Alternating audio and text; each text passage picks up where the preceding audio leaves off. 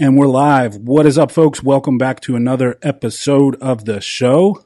Really stoked today because I'm joined with a guest and kind of funny story. I'll let you introduce yourself in a second, but we met at a local brewery. Actually, our daughters hit it off and they were playing, and then we just kind of were like, well, I guess we should talk since our kids are playing. And yes, we were at a brewery with our kids.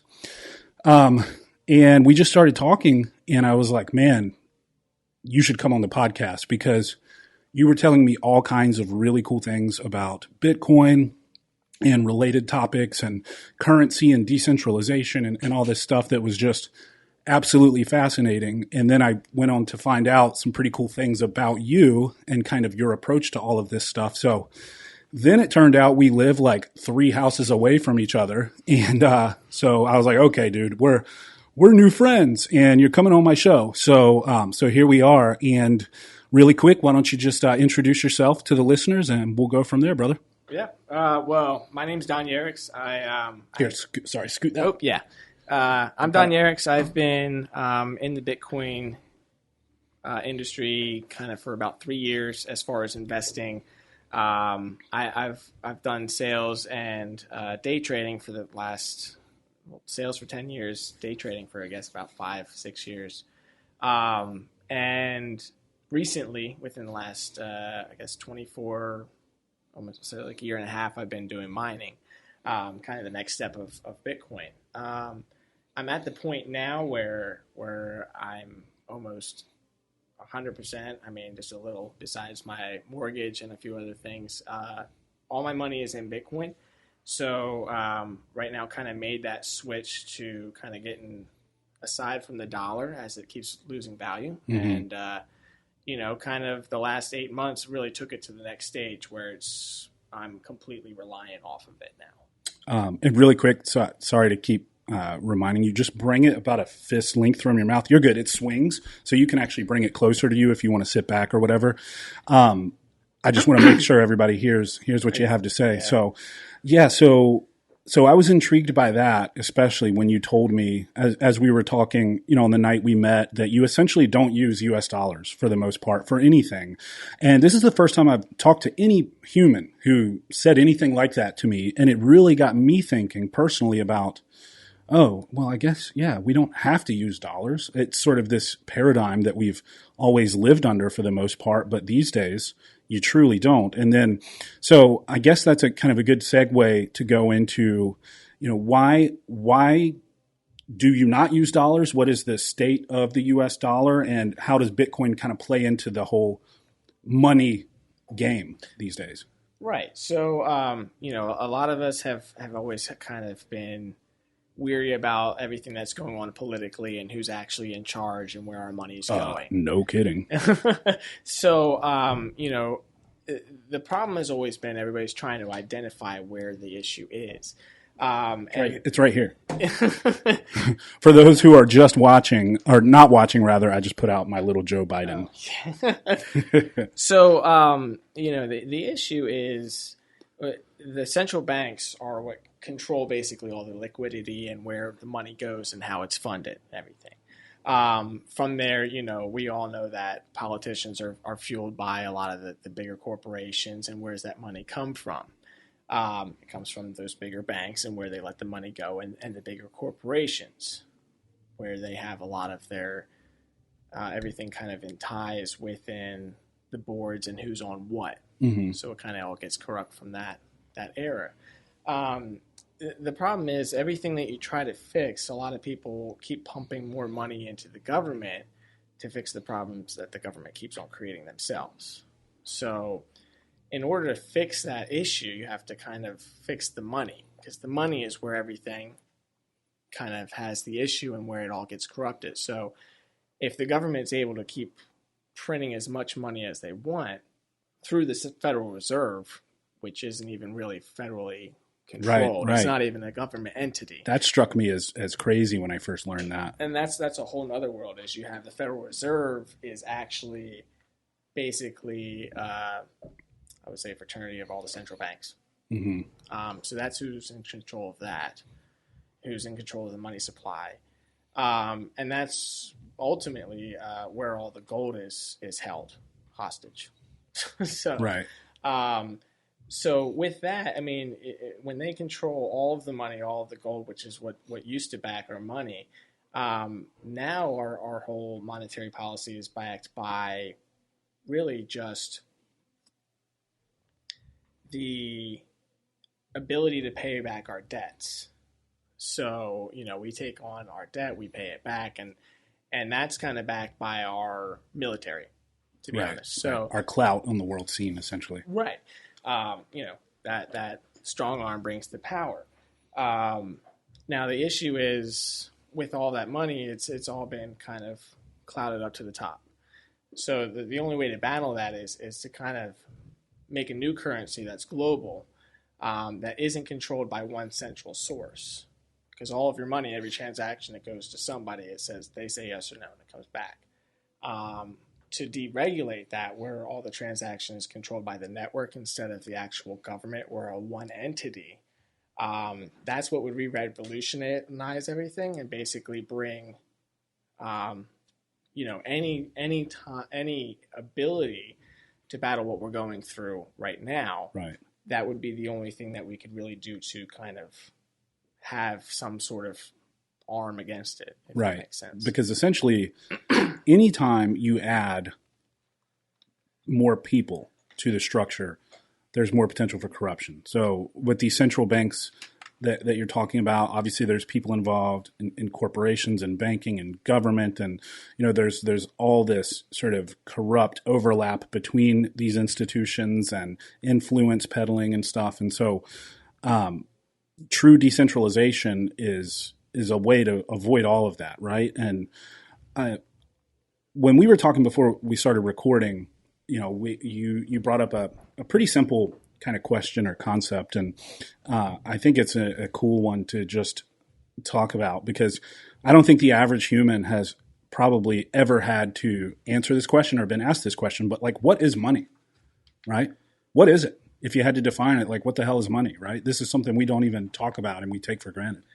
Right, especially as the nations that's the global reserve. Right. So we really haven't had the privilege of seeing it from another country's perspective, where it might be extremely volatile given by what the political scheme has been going on globally.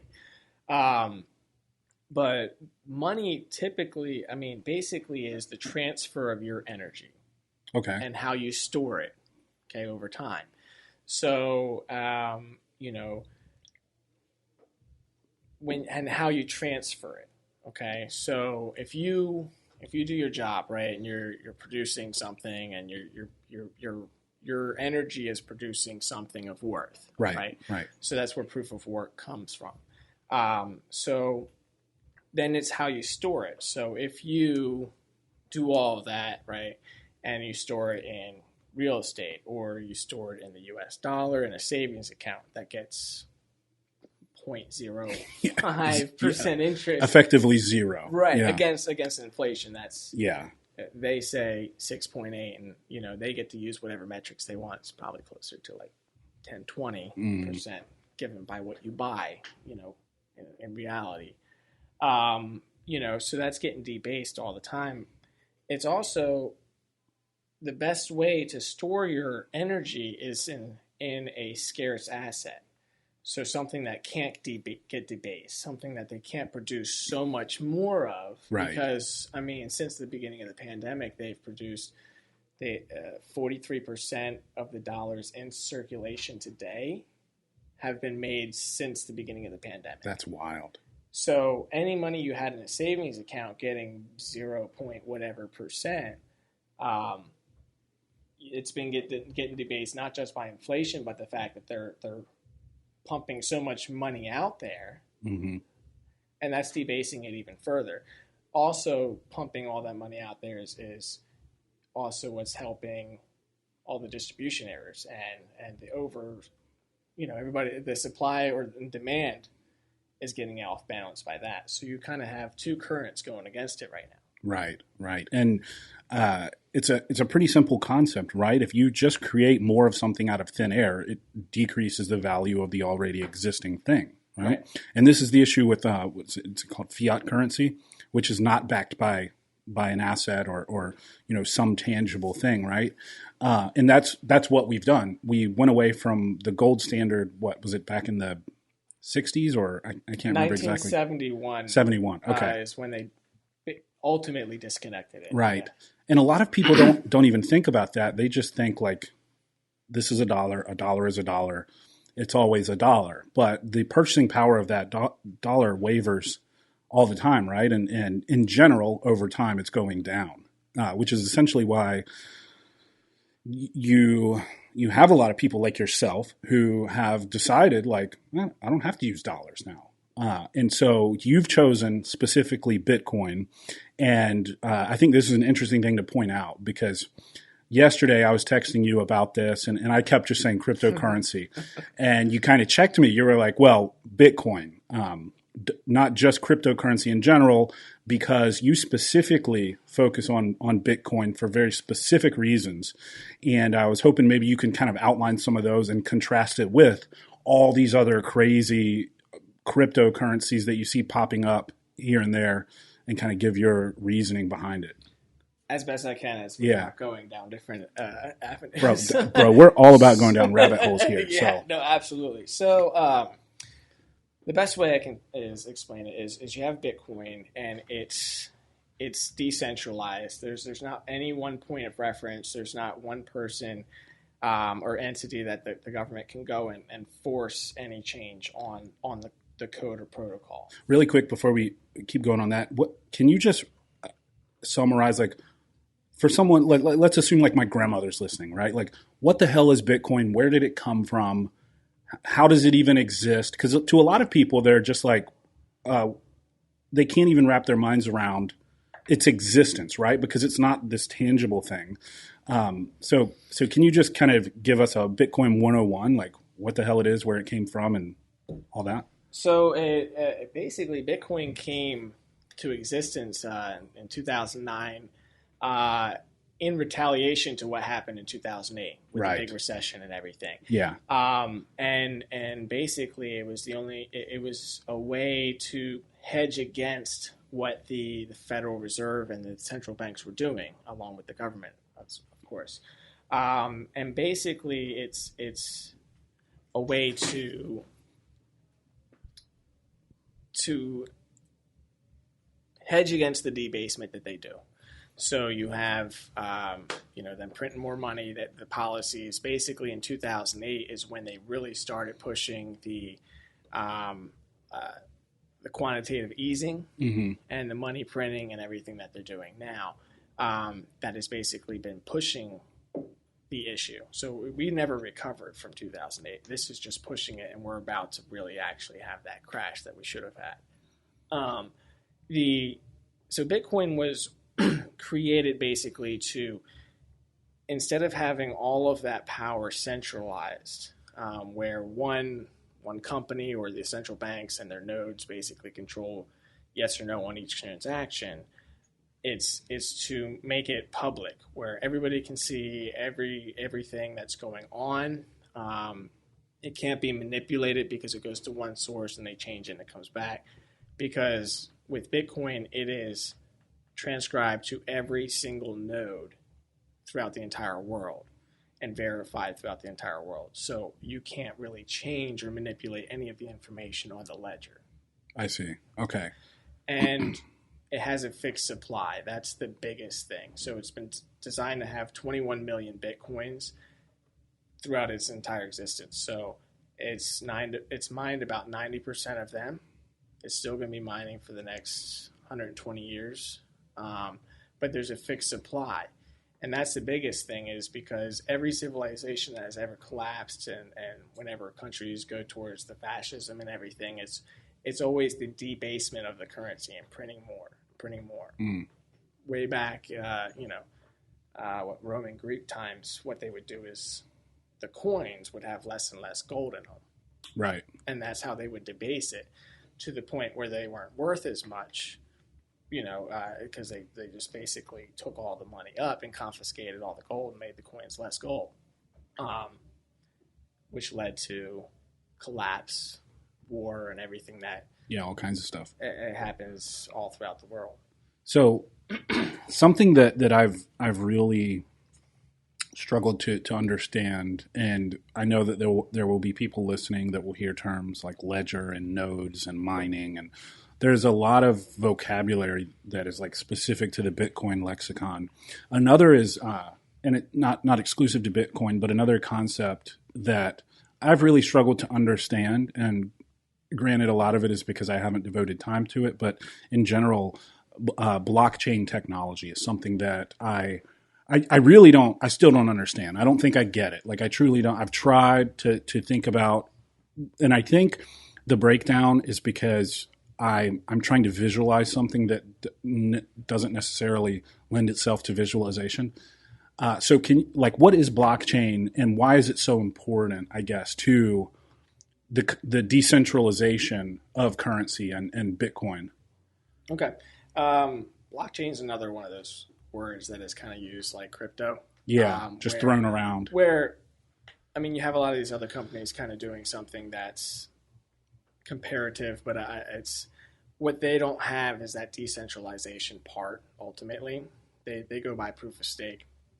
But as far as what the blocks are, so with the miners, as far as Bitcoin, so you have the miners. What they're doing is they're all competing to complete this mathematical computation. And just for clarification, really quick, guys, miners is not referring to underage people. It's with an ER. It's people who are mining Bitcoin, so people know. It's a supercomputer. If you're a big dumb animal like me, you might be sitting there like, what? They're using underage people for slave labor? So anyway. So basically what they all do is they're all competing to mine the block. And it's a mathematical computation that they have to solve. And they get rewarded Bitcoin for doing so. And that's what secures the network, is that hashing power there and that competition. So this is where my lack of understanding shines, because when you say they get rewarded Bitcoin, when I think of someone being rewarded something, I think of someone giving it to them. Like, how do they get rewarded Bitcoin? Where the hell does it come from? And this is even kind of the stuff I was asking you when we were, but I was like 6 beers deep. And so I'm sure it was way, way worse. Yeah. But this is the stuff that I think a lot of us struggle with understanding. So what you solve, what is it? You solve a block in the blockchain and you get rewarded Bitcoin. Is that the way you said it? Right. Right now it's currently, you get 6.5 Bitcoin if you mine that block. Okay. A block is mined every 10 minutes or so, and they get, as more computers and the hash power gets added, it adjusts. So it's always typically adjusting to about every 10 minutes. There's halvings and stuff we can get into later, but basically, as you mine it, that's new Bitcoin that has been generated. Okay? I see. Okay. Now, there will only ever be 21 million. Only 90% of them have been 90% of them have been mined so far. And you said it's about a block every 10 minutes, so about 6.5 Bitcoin every 10 minutes? Correct. Okay. And whichever miner mines it gets that. Now, there's a lot of miners that have pulled together where it's like, 100 different miners and all of their... And you are a miner. You mine Correct, Bitcoin. yeah. So okay. I'm part of one of those pools where if my miner mines one of those blocks, I split it with everybody else. I see. That has, based on how much power they're hashing towards it. Have you done that? Have you mined a block? Yes, with some of the miners. Is it like when that happens? Is it like do you celebrate and freak out? Like Well, I mean, from not so much that. I mean, being in the pool, I'm more congratulatory on to everyone because you guys every time one of us do, because I get rewarded for everybody. Sure, yeah. That's nice. Yeah, damn. Whenever it goes to mine, it's kind of a little sour because it's like, oh well, if I just left that one outside of the pool and I got it, I see. Then I would have had that whole thing. So, seems like there might be this risk and reward. Right? Yeah. It seems like there might be this when you're part of a group thing and somebody's not pulling their weight too. Like, is there ever that? Like, hey, Charlie's not mining anything. It's been fucking 2 weeks. No, because it's about the hash power. Okay, what's hash power? So how much? You're basically talking to an ape right now. Yeah, I know. But so that's what I'm here for. That's why we're not going too far, right? Yeah, this is Bitcoin 101. We're definitely going to bring Don back for more in-depth stuff. So hash power is basically how fast they're going through trying to solve that computation. Okay. Right. So if I have a miner that's doing 100, and then they have one that's doing 50, if we mine a block, then I will get 2 times as much than that person did. Okay. All right. So and that comes down to how many miners you have, how good of a processor you have, and then the unit is, and then also at the same time, the bigger issue is how much you're paying for your energy. Because I think at one time you're getting your Bitcoin, but you also have to pay for the energy because these things aren't. They take a lot of energy to use. Okay. Okay. And so just like any endeavor, there's an investment and a return. The investment isn't just your time per se. It's also like the energy bill, because this sucks a ton of energy, right? And so is it, I'm assuming it's worth it because you do it, but it depends on how you have it set up. So, okay. I mean, so it's where it's at right now, with what the global hash rate is and what you would need and basically what you get in return. It's steering towards, you want to find the cheapest, most renewable energy you can. So, I mean, sure. People who have their solar panels are paid off. They're trying to do it. People are finding new ways to do it. Like my family owns a lumber company, so we have tons of brush and stuff that we can burn through gasification. And basically that's all what powers that. It's all free. So if it all comes down to essentially computing power, right, and energy consumption, why doesn't a guy like, Elon Musk just be like, I'm going to build the biggest like mining operation, and have a renewable energy source, or batteries that are fueled from my already existing technology, and I'm just going to mine the hell out of all the Bitcoin and have it for myself. Like, is that not possible? Because I know decentralization prevents that to an extent, but if it's all coming down to how much you can mine and how much power you have behind that, why isn't some super powerful person just mining it all? There's a lot of companies that are doing that. Essentially, there's a lot of companies that do it. So there's big mining firms that do it. There's companies that are starting to buy a lot more Bitcoin, and they're going to disclose it at the last very second they can, because they want to still buy it as cheap as possible.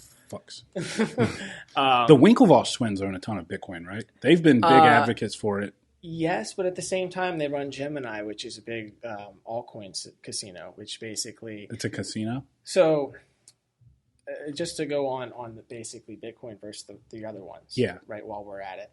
So, the reason why I say Bitcoin, not crypto, is because whenever you hear the word crypto, it's basically in reference to Bitcoin and the other coins that are trying to go off of Bitcoin's reputation.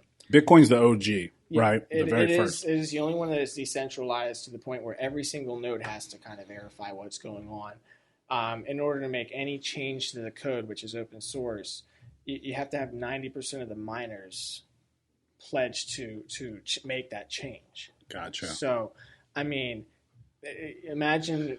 And the fact that it's been so spread out throughout the globe at this point, imagine trying to make anybody, 90% of a population, try and change something. Right. Yeah. Forget about it. Yeah. So if anything is changed, it's for the overall benefit, and it's been vetted. I mean, it's been extremely vetted. How do all the miners even communicate with one another?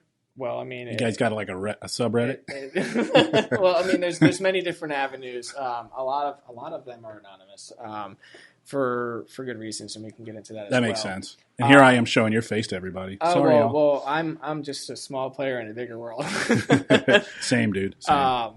And you're not doxing any of my accounts, really, by doing this. So, but I mean, so Bitcoin versus the others.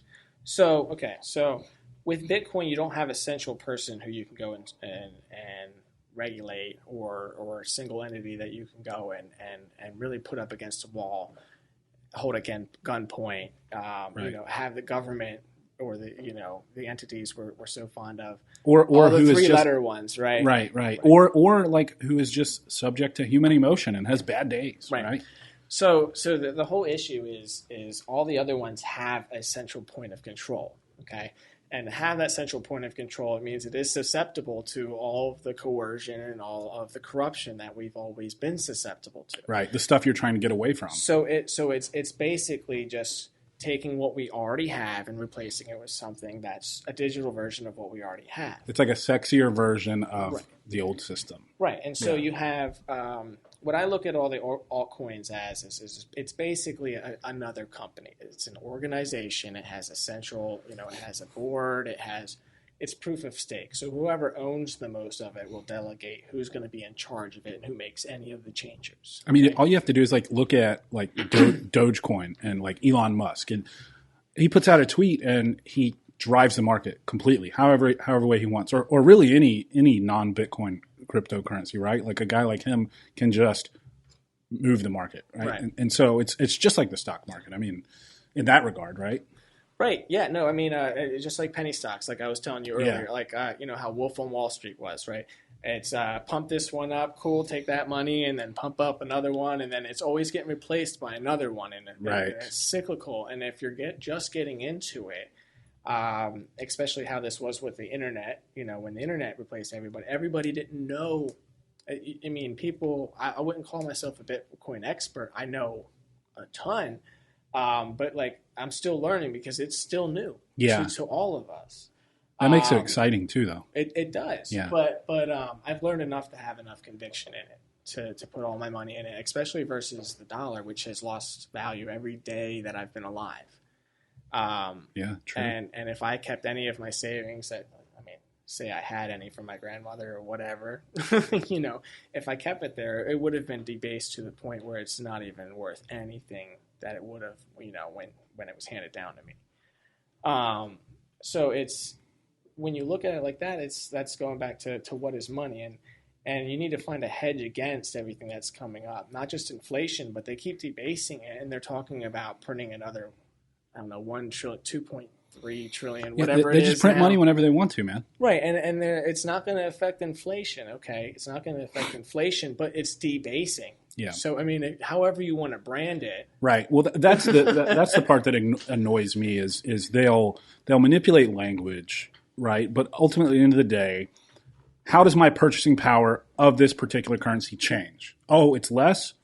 That's all I need to know. Whether that was from inflation or debasing the intrinsic value of that currency, I don't care. What can it get for me? That's all that should matter. But of course, you have these slimy people who like to, play with words and pull one over on people. But your point is that there's an easy way around all of this. Just don't use the dollar for the most part. And again, you blew my mind when you told me that, because I never talked to someone who's like, no, I don't hold my wealth in dollars. I hold it in Bitcoin. So what was that evolution like, coming to that final decision? Because I imagine there was a moment where you were just like, screw it. Yep, I'm doing it, man. I'm just putting it all in Bitcoin.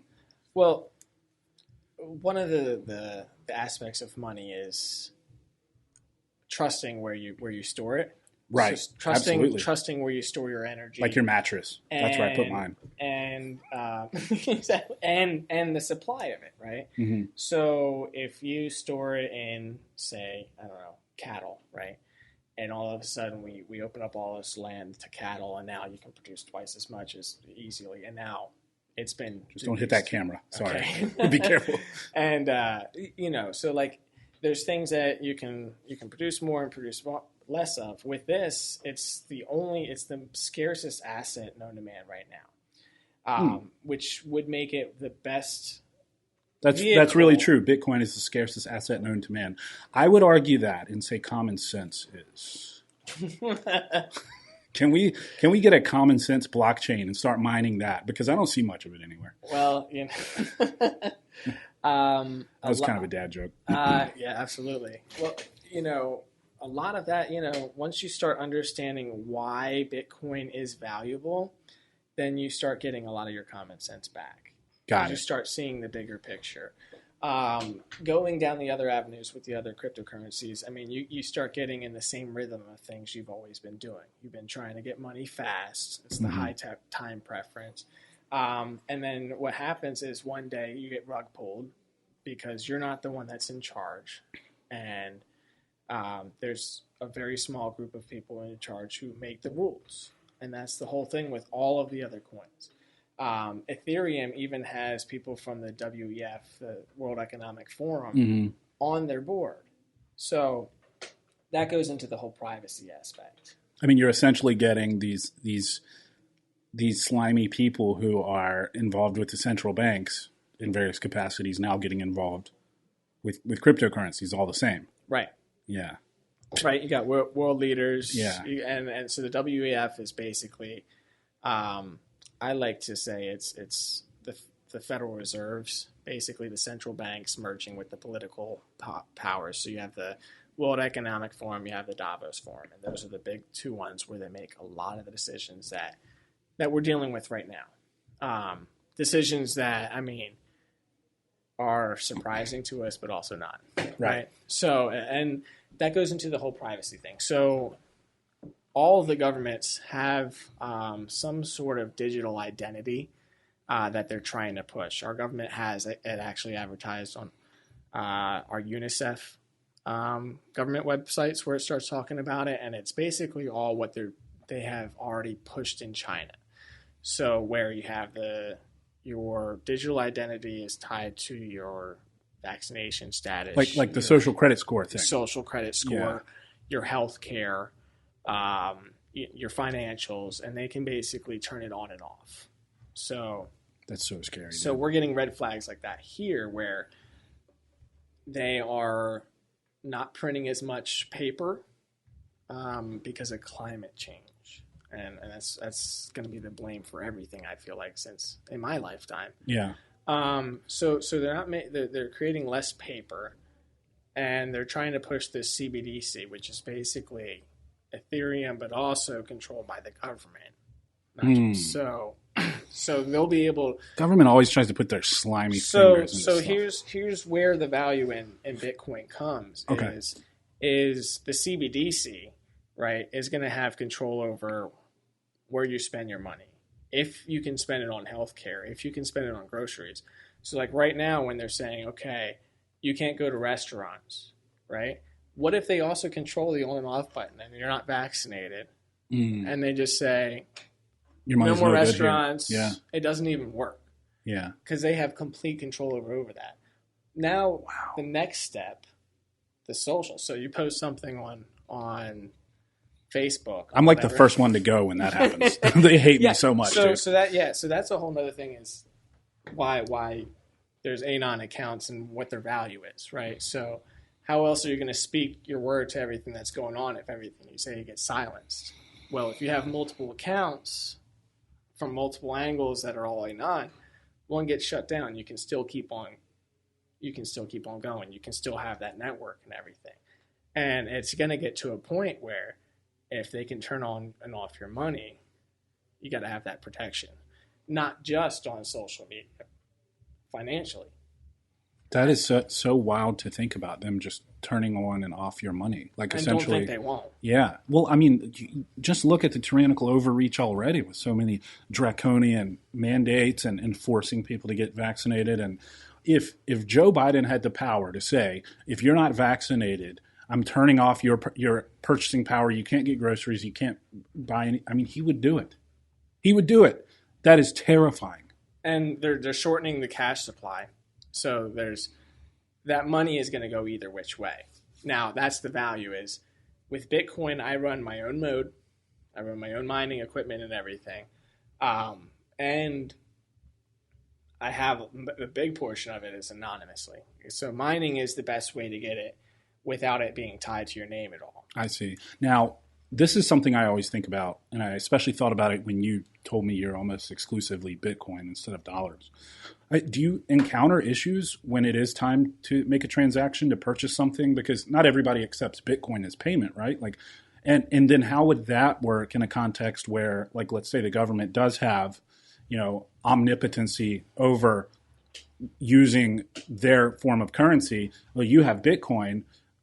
Potential merchants or vendors are only accepting this other thing. Like, how do you do that? Like, how do you handle the issue of the end of the chain where you have to exchange that currency for Right. goods or services. And we are in the adoption phase, right? Right. So you definitely have to make, it work when and how it needs to. As far as, where I get my food, I try to get local. I go to local farms as much as I can. But they don't take Bitcoin, right? They do. Okay. Well, so here's one of the things, what Bitcoin's actually fixing, right? So the Bitcoin core network, it's basically replacing the banks, the wire transfers, instead of waiting the 24 hours and paying that huge fee. Yeah, it's ridiculous. Or the 3 to 5 days for a regular transaction. It happens in 10 minutes once that next mine is blocked. Once that mine is blocked, it's all been dispersed. Instant liquidity right there.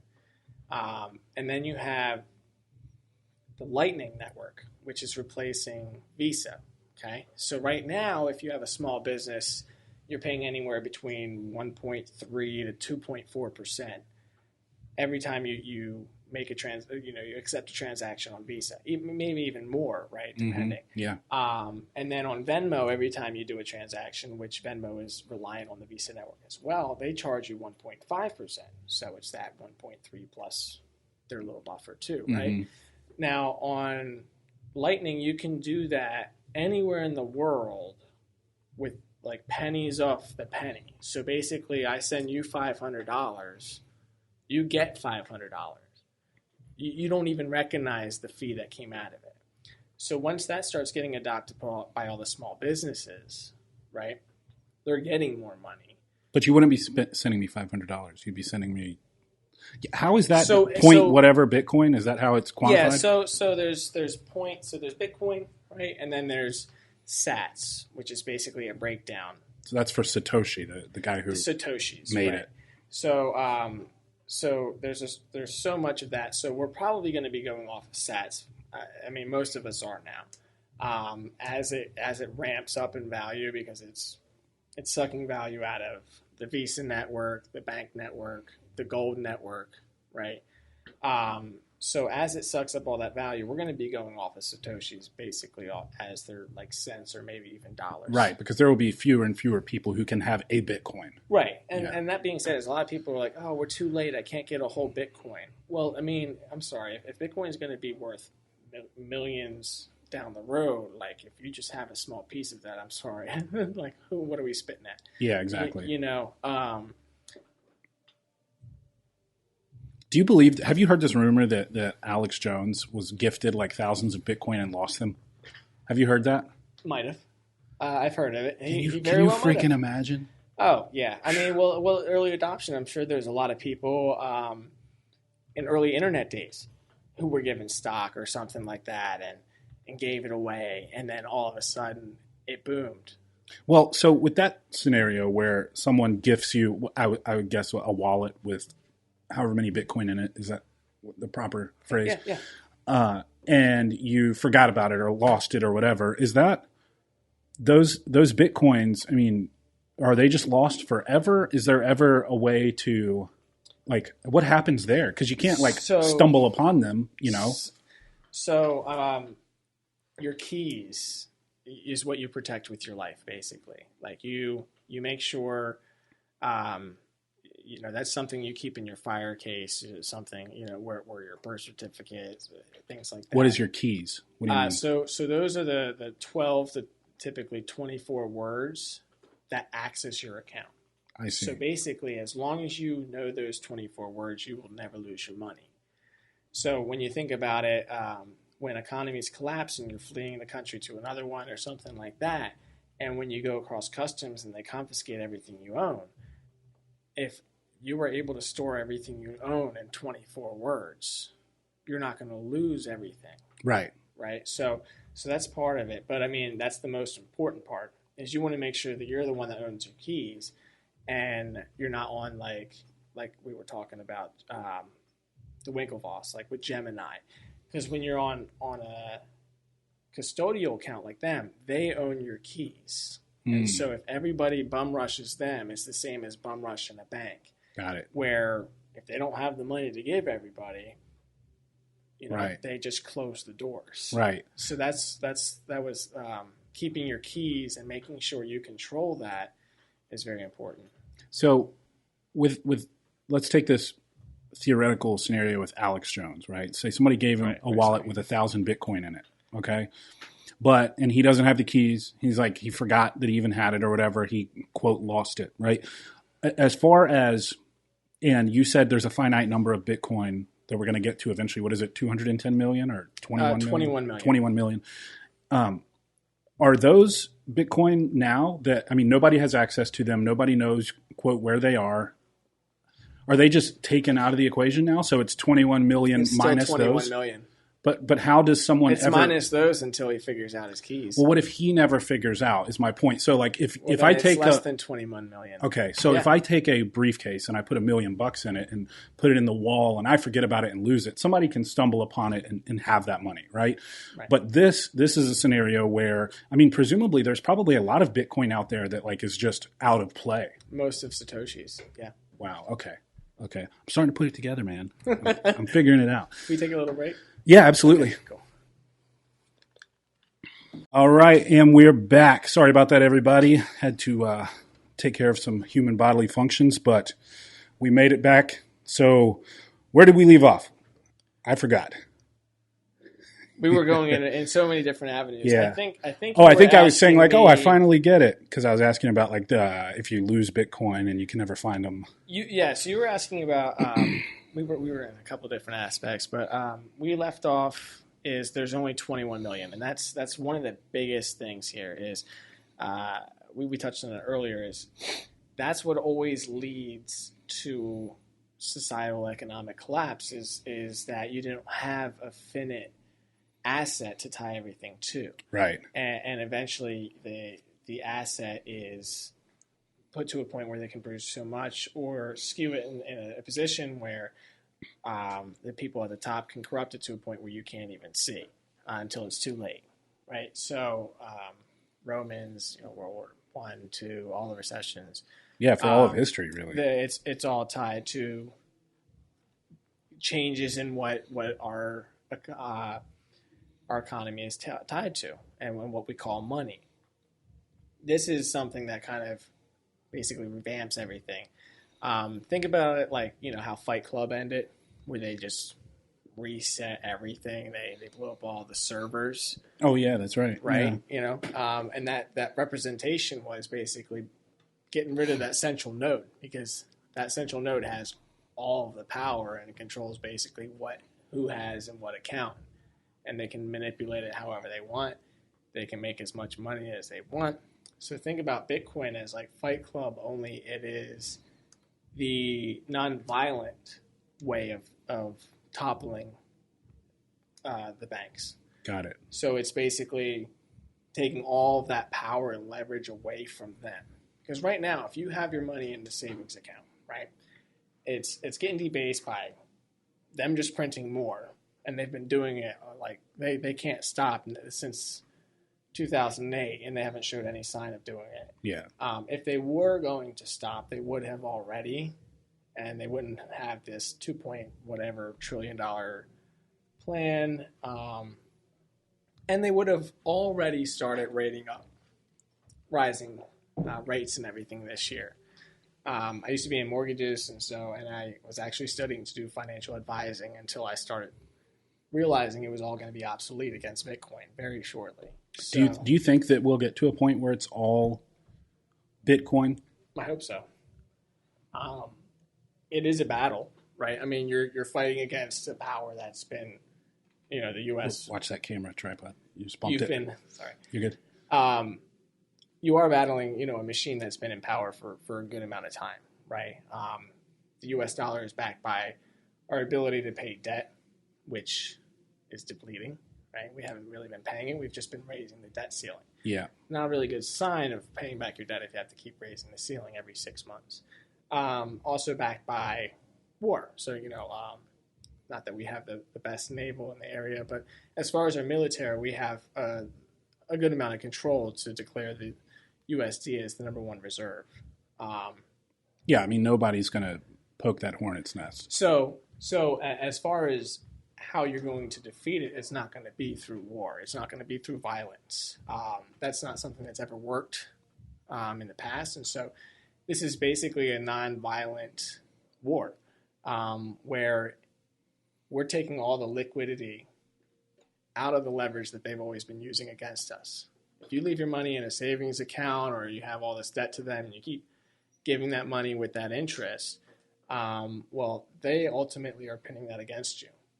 They're changing how much, they're changing what you eat and how much you can afford to eat, how much you travel, because they can control those prices and everything. And it just gets to a point where, you don't have any control over what everything's doing. So the way to do it is just to keep doing what you're doing, essentially. Just keep using Bitcoin. The dollar will keep losing its value. We'll just keep heading down this road until essentially the dollar is worth nothing, right? And what could presumably the U.S. government just make it illegal? Like, be like, you can't use Bitcoin here in the United States to do business? They would be able to do that with everything but Bitcoin. Okay, and why is that? So everything else has a central point of control. Okay. Going back to who you're going to put up against the wall, who's going to change the code. But they could say businesses aren't allowed to accept Bitcoin as payment, right? They tried that in China. It's not. They did try that? So well. They've banned it 19 times plus in China, and most recently they just banned the mining. Now there's a huge market for underground mining. The reason is especially in China, where you have the most control, and they're already dealing with that digital identity and that Big Brother surveillance. Right. Yeah. So Bitcoin is big in China. It's just kind of underground. Oh, it's big both. Yeah. But they've over the last 6 months they've had to just kind of go under. But what happens is then China ultimately has to unban it, and then they try to ban it again. I mean, China was able to ban Google once and make their own. Facebook once, make their own. Like the Apple software, make their own. And have complete control over everything. I mean, to be able to, they've banned Bitcoin 19 times. So if you can get rid of Google and you can get rid of Facebook like that and replace it, but it takes you 19 times, that's the thing. You can't, because what happens is all of that hash power moves to a different country. That country starts getting the benefits and the rewards off of it. Right now, one of the biggest things to look at is El Salvador, the first country to actually accept it as legal tender. And what they've done is they have a volcano where it's too far from civilization to make money off of the geothermics to produce energy. But now they can hook up their whole mining operation to it and make money off of that energy that they couldn't have gotten to market. Wow. That's pretty cool. And so that's where the energy portion comes from, which is another side where everybody's like, oh, it's using so much money. It's like where it's coming from, though. So if I was just to hook up to, the grid, right, from our house, right, we pay, our energy charges like 11 cents per kilowatt hour, right? Not very profitable to do that off of mining, right, for Bitcoin. So in order to do that, you have to find a source that's more renewable and that's very cheap energy. And usually the cheap energy is stranded energy. So energy that we already create that would have just been wasted. Right? I got it. Okay. So when you look at it, if Bitcoin is replacing the gold industry, if it's replacing the bank industry, and it's replacing it with energy that was stranded and otherwise not used, what it's doing is it's actually it's using less energy. Right. And the energy that it is using is energy that would have not already been used. So instead of relying off of abundance, which is what we are now, a lot of waste, especially since everything is controlled by, as much as you can make. So whatever produces the most profit, no matter how much energy it takes, right? How does the energy compare between mining Bitcoin and printing dollars, though? I imagine, printing dollars consumes energy too. So per year, right, to do Bitcoin, It's 91 trillion kilowatt hours. Okay. Right. 91. So right now the banking industry uses 260. Interesting. And the mining industry for gold is 240. Okay.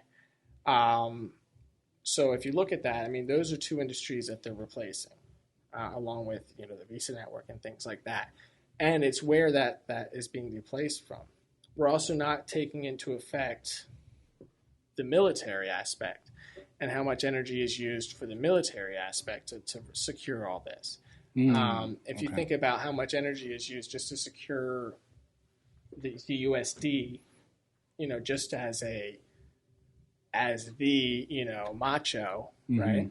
I mean, that's a lot of energy. And if you think if we central or decentralize everything, then we no longer have to use as much of that for war to back a currency. If we can all come together and decide on one currency that no nation can change. Yeah.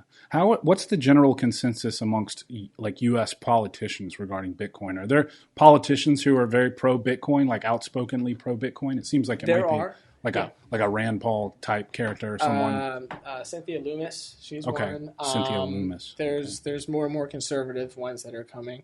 How does that stack up, left versus right? Are Bitcoin's for everybody. Right, but in terms of our politicians, is there one side that supports it more? This is just something I don't know anything about. Well, I think both sides should support it, but right now, I will say that the conservative side is probably doing a little more. Really? Interesting. And that is actually very interesting, right? Because conservatism is essentially centered around conserving those systems which you have.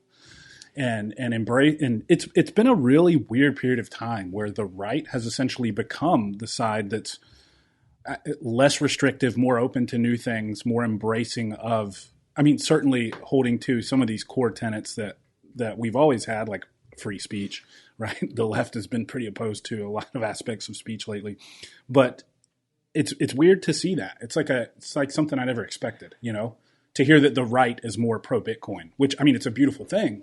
I like it. I hate to say that. Nope, you guys heard it here. This is fact. It is 100% fact. So Bitcoiners, or is it more like really, anarchist? No, Bitcoiners don't really like to choose sides of the aisle, and pretty much the reason is because that, and we can go down different rabbit holes, but we don't trust the government. Right. Well, I mean, I don't either. That's the whole point of it. And by going to any of these other coins, when they have a central point that can be pressured by that government, no, then I can't trust that avenue either. Yeah. So that's the thing with Bitcoin is it's spread throughout everywhere. There's no central one point of control. Nobody knows who Satoshi is, and at this point, could even be dead. Satoshi is not going to reveal who he is. Yeah. We've seen what happens to people who go against the current. That's so crazy. That's so crazy. You think Satoshi's alive? Like, he's a guy just walking around and he's like, look what I did. Yes. And that's so dope. But he hasn't touched his wallet. How much Bitcoin does he have? I'd have to look it up, but it's he's a billionaire. For sure. For sure. Okay, so fair enough. Bitcoiners are like, we don't choose a side because we don't trust the government. So going back to your question there. So I mean, that's kind of more on the right though, because that's minimal government. The reason why I see the right doing it more so right now is because it is a way to protect freedom, which is sure, that makes sense. Which I feel like there's a lot of things that the left and the right kind of they're on the same side of. It's just how they go about it. They don't, neither side, especially if you're on this side or that side, neither side really trusts what's going on. And they do feel that there's a huge change that needs to happen. They don't trust the current food market, and what's in our food and who's in charge of it. They don't they don't really trust the pharmaceutical industry. There's not, like, on both sides, right? Now, the issue is one side believes in protecting their freedom over trusting the government. And the other side thinks that the government can fix a lot of the issues that the government has created in Right. themselves. That's essentially the core difference. Right, and so, but they can relate on so many things. But I mean, Get close to that mic. Sorry to interrupt you. In a country of where we are now, it's hard because they're so they're velcroed to one side or the other. It's hard to get off that wall. Yeah, and so that's why I'm saying I think it's the conservatives that are coming up first is because they're realizing that this is a protection on the freedom, and this is actually a good thing for their base and everything. Whereas the other side has been trusting in the government so long, and with everything that's going, you're either going to just hold on and strap your seatbelt on, or you're just going to jump out of the ship. Yeah. So I mean, ultimately, it's like the if you had to pick one that's most aligned with Bitcoin, it's like libertarianism, right? I mean, libertarians. That's essentially. I mean, I identify mostly as a libertarian. I'm not a part of the Republican Party. I tend to lean right on a lot of things just because of especially the current climate and how much the goalpost has shifted from. I mean, look, we're at a point where there are people who were moderate Democrats and they're now considered like alt-right because the left has gone so far left. And a lot of us find ourselves kind of in that area where, like we just want to live our lives. We want our freedoms protected. We want to have as minimal government interfering in what we're trying to do. Like that's me. Like I believe in sovereignty, the individual, stay out of my life. And I feel like you and I align on a lot of those things. And so I find myself just as a de facto result of that, identifying more with the right and being, in fact, embraced more by the right. I get attacked like crazy from the left. And that's another thing is they're so combative. Like they're so like if I make a post just supporting freedom of speech, just being like, even if I disagree with what you're saying, I support your right to say it and I'll put it out there. I'll get attacked by the left and I get embraced by the right. And so it's like, I don't necessarily consider myself a Republican or a conservative or what have you. I'm definitely a libertarian, but good Lord, there's certainly far more civil and embracing, to folks like myself and you who are like, geez, man, I just care about these things and individualism. And it kind of stinks to see. So the reason I mentioned that is like, I think at one point we were at a place where the left and the right wanted different things, but wanted to get there via different routes. But I don't know if I feel like some of those things have changed now. I feel like there's this disdain for like the American way of life now that's sort of seen on one side. And it's like, I don't know, man. It's like, it's bad to say that you're proud to be an American these days in their eyes. And it's like, dude, where else can you live where you have all these protected, freedoms of speech and the right to bear arms and all these things? Like, I don't know. I feel like a lot of us take that stuff for granted. And I feel like Bitcoin kind of aligns more with that mentality of my sovereignty, right? Right. No, absolutely. I mean, Bitcoin is definitely the place to go for self-sovereignty. I mean, if you look at the grander scheme of things, if you ever felt like, I spent my money on this and I know that, this company does this and it's against my morals. Sure. And you feel like you're up against the wall, I mean, and all that. But like, since I've gone 100% or, I mean, as much as I can, right? So I do have to convert to pay my mortgage and some things. But most vendors actually accept Bitcoin now. My doctors, where I get most of my food, my mortgage company, I mean, I don't have so much leeway with them, right? There are some that are starting to move towards it. And the thing is I'm at the point now where now there's companies that I'm able to use my Bitcoin as leverage, very much the same as like my house. So instead of having to own a house and use that to take loans out against, I can use my Bitcoin as well. Ah, okay. So you can borrow money against your Bitcoin? Mm-hmm. Yeah. Borrow U.S. dollars against your Bitcoin, or borrow more? You can't borrow more Bitcoin, either right? Or. I mean, however you want to convert it. Right? Sure, true. Thanks. But yes, no, absolutely. And the Bitcoin that I allow tied to my name, right?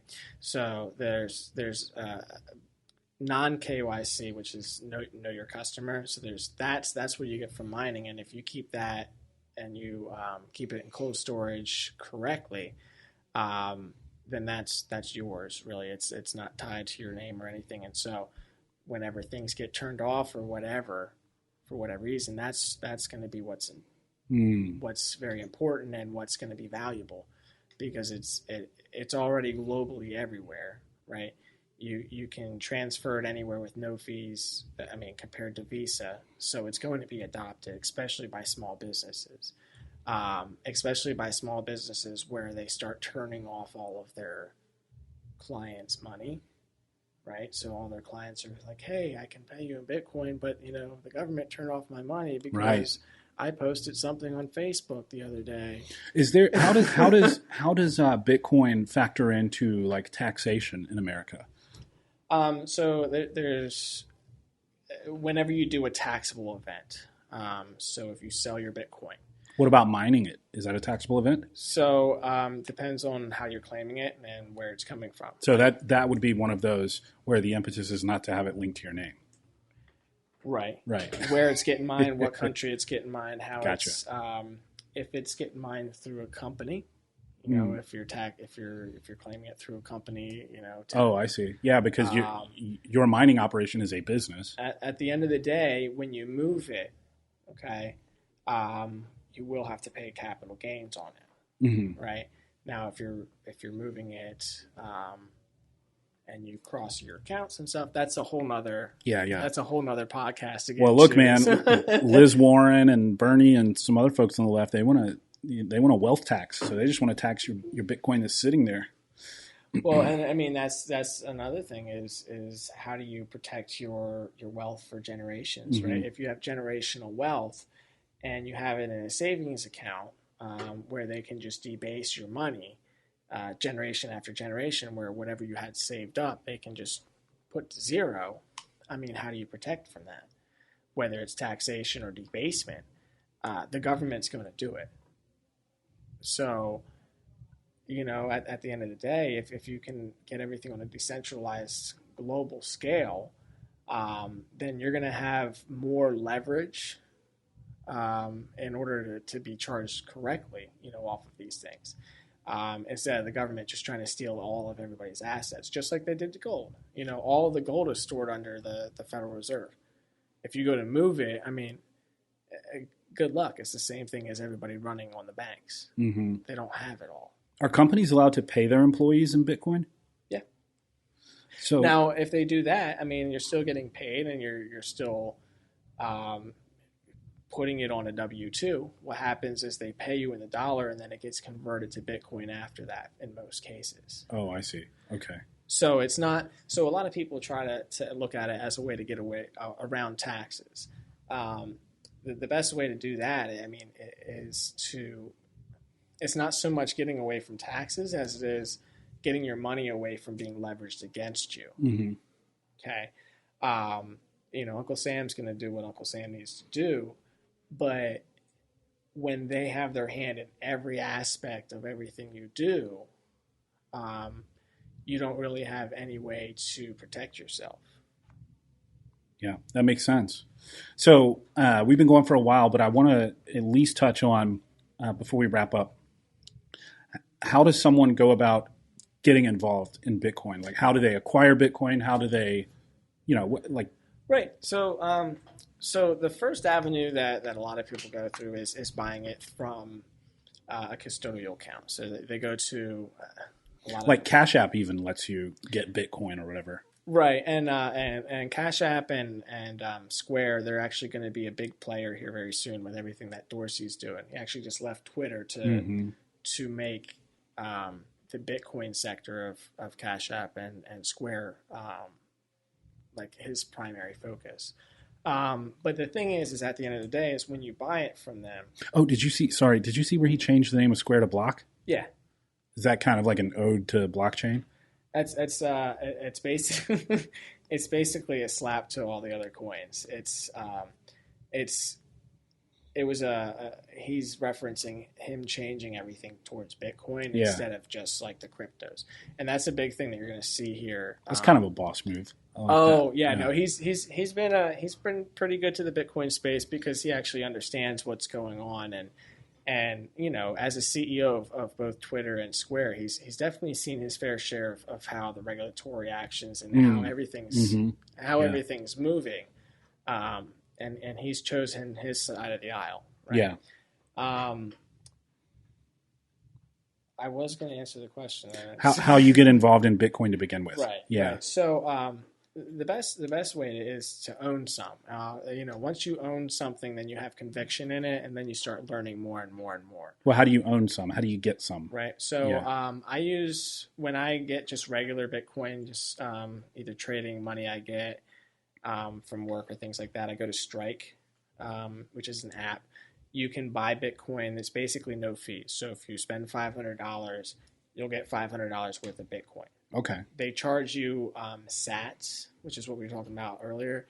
Right now, that's basically pennies off the penny, right? So if it charges you 0.0001 pennies, then you still get $500, right? Sure. That's how they make their money, a little bit. Transactionally. And you can see how they still make money, but that's a huge benefit versus anybody that uses Visa. Yeah.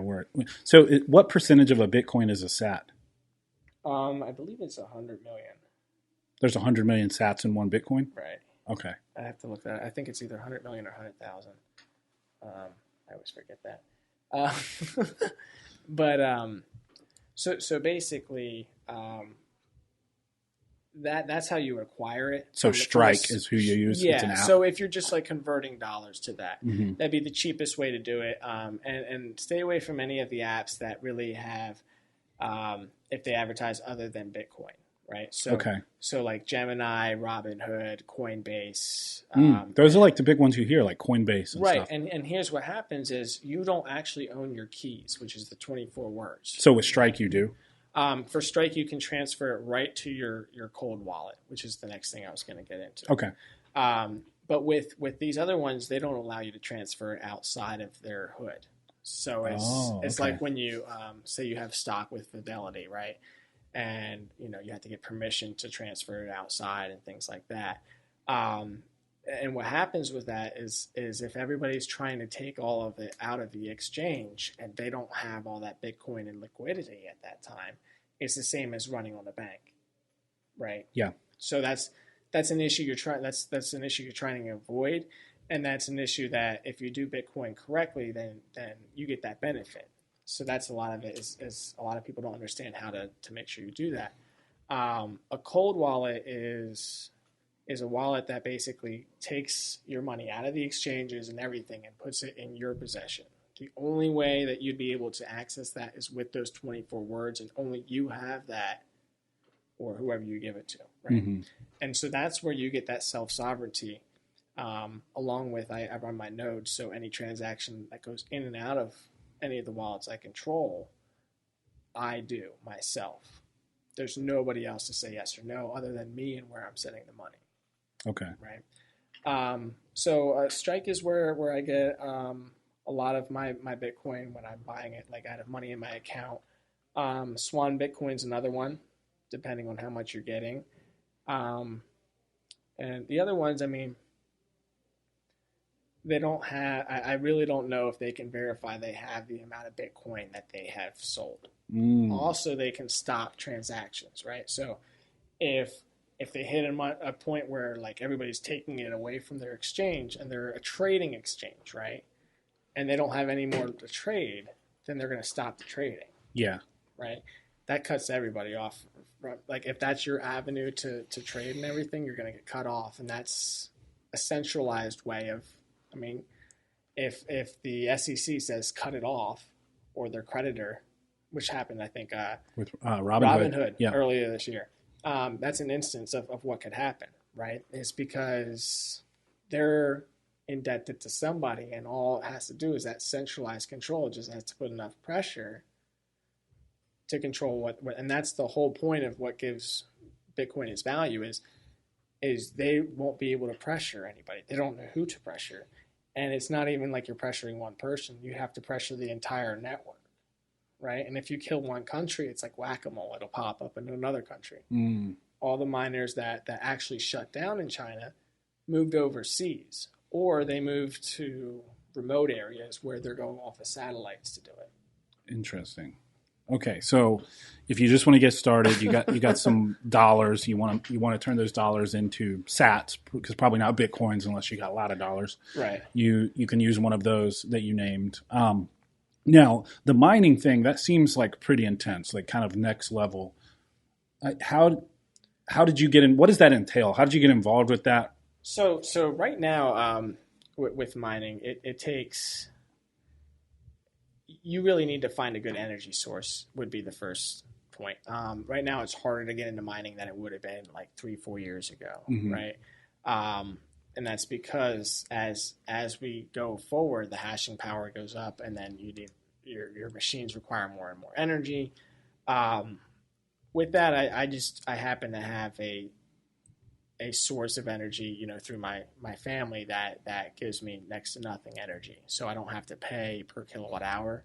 So basically, if I buy a miner, anything that it mines or within, I get from the pool, that's all profit. Does it just run continuously? Yes. Is that okay? So what you actually have to do, say day to day or what have you, is just keep it running. Yes, and sometimes that's hard because Okay. you have multiple miners that are going in. These are supercomputers, and if you remember the first iPhones that came out, you left them out in 100-degree weather. They just like Mm-hmm. no temperature. Or you take them in the sauna and Yeah. they're just dead. So imagine that times like 100. Mm-hmm. These miners, like you have to keep them at a certain temperature. They burn their wires all the time, so it requires a lot of maintenance Yeah. to do as well. So And that's another energy thing, like the cooling of the facility it's in. You have to, that takes energy. yeah, Yeah. but at the same time, it's been used, recycled. There's a lot of people, not me yet, but there's a lot of people heating their homes off these miners. Okay. So it's cyclical, right? Yeah. And these a lot of these miners they very good with electric and engineering and finding ways to utilize that energy a lot in every aspect, because the more you can save and reutilize, the more Bitcoin you can have. Right. So it's losing a lot of thermic energy, and there are some people who can reharness that to put energy back into driving the miners. Mm-hmm. Very interesting, man. So you is it something you build, or do you just go buy? Is there like somewhere you go and you be like, I want to buy a computer that is a supercomputer for mining Bitcoin? Yeah, Like, there's places you get them.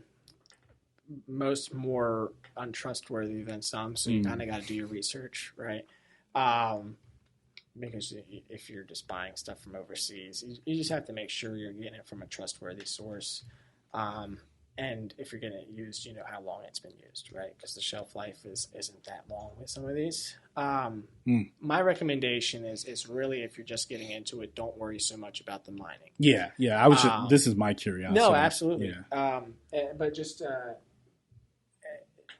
you want to, if you want to look at your savings account, knowing that the U.S. dollar is going down, knowing that every time they said they're going to stop qualitative easing, some other catastrophe happens conveniently, and so they don't.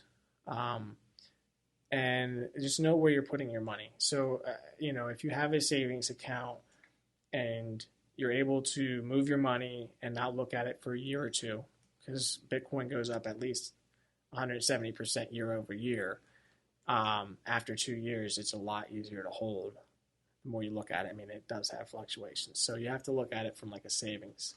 What drives the value of Bitcoin? Is it the increasing demand as opposed to the supply? So the rate at which you can mine it versus the number of people who desire it? Is that what drives the value? So, I mean, just like anything else. So supply and demand, right? Yeah. So the issue is you're having, it's what Bitcoin is replacing, right? So Bitcoin is going after the gold industry. Mm-hmm. It's going after the Visa network, MasterCard, all of that. What are your thoughts on gold? I mean, there are some people who are even still pro Bitcoin and everything else, but they're also like, I keep some of my wealth in gold because at the end of the day, it's a tangible storage of wealth that's still better than the dollar. It's what a lot of the other older generations have looked Yeah, like Peter Schiff. Do you safe know who he haven. is? Yes, Yeah. You like roll your it's- eyes a little bit. It's what a lot of the older generations have kind of looked towards as far as a safe haven. Yeah. And it has worked for them. Right? So does Bitcoin supplant gold, or is it just you should have both? There's layers. So, Yeah. So basically, Bitcoin Core is what is replacing gold. Okay, that's the layer that's called digital gold, right? So it's replacing that as a safe haven. Gold is more of a hedge against inflation, which is something we're experiencing, right? But Bitcoin is pretty much a hedge against debasement as well as inflation. Right. So you have everything else that's going on. If you look at gold over the last 10 years, it's been pretty much pretty solid. So if you look at that compared to the dollar, okay, so if gold hasn't really changed in retaliation to the dollar, which has just been decreasing, then what have you gained holding gold for the last 10 years versus Bitcoin? I mean, I could versus Bitcoin, but versus the dollar, either way. Yeah. Because it's in line with it. Yeah, so, that's true. Because ultimately it has to be converted to dollars at the end of the day. And then you look at, if you were to move gold versus and what's for. So Bitcoin is replacing gold as well as layer one. So basic wire transfers, the 3 to 5 day EFT transfers, things like that with the bank.